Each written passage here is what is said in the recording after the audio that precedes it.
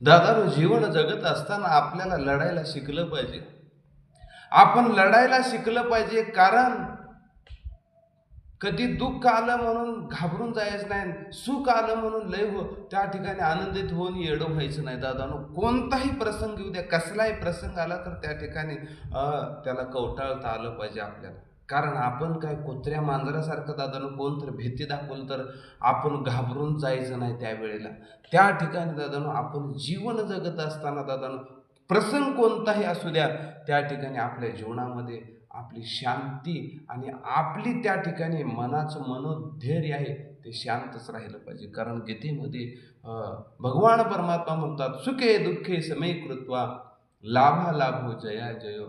जीवन जगत असताना दादानो, आनंदमय आणि कोणताही प्रसंग कसाही आला तर त्या ठिकाणी त्याला सामोरे जाण्याची शक्ती त्या ठिकाणी आपल्याकडे पाहिजे. रामकृष्ण हरी.